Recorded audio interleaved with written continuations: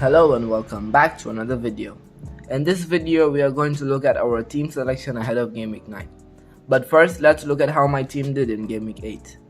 Two of my three Newcastle players returned, with Trippier winning a penalty through a handball that was coolly converted by Isaac. I did captain Cancelo because of you guys, and I'm lucky to be saying this, but I had a 3-point advantage over you all Haaland captainers, who only ended up with 12 points.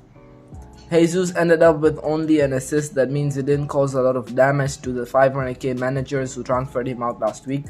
In total I got 57 points, but with my -4 hit, I'm at 53 points for the week, which meant a small red arrow down to the 422,000 rank. Now, looking at how my team sets up for Game Week 9. Starting off with goalkeepers, Pope against a Fulham side who have failed to score in only one game this season. Not quite likely for a clean sheet, but can always rack up save points. Moving on to the defenders. I'm starting Trippier, which means a double up on Newcastle's defense against an informed Fulham. I don't expect any defensive returns from Trippier, however his 13 key passes this season puts him on top of all defenders in the league and thus could get an attacking return. Cancelo is the next one in the defender slot. He has shown the form of the last season in the last two games, which if continued could set him up for a similar 200-point season to last's. Lastly, I have Reece James, featured in both of England's games in the break and got an assist in a 3-3 draw against the Germans. He also looked the best player in the first game that had Potter in charge. Now on to the midfielders, starting off in Martinelli. Lloris picked up an injury playing for France last week and looks a doubt for the North London derby.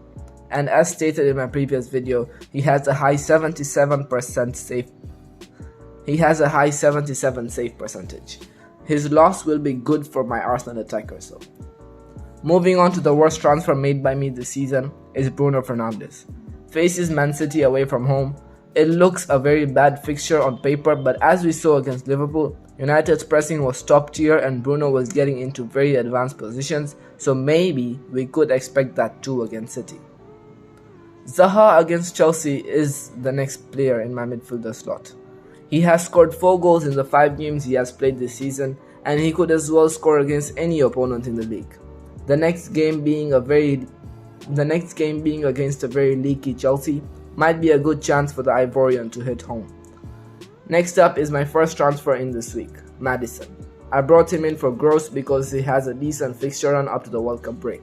He has a great return per start ratio this year, and facing the worst defense in the league next, Maddison also looks a good shot for captaincy.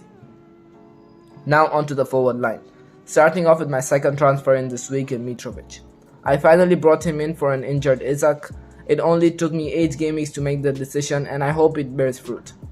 I don't have much to say about him apart from that he has scored 6 goals in the 7 games he has played this season. And that could have been more after his 9 big chance involvements this season.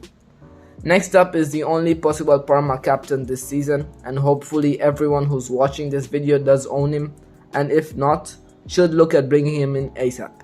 He will be my captain for this week. And lastly, one of the best signings in the Premier League this season, Jesus.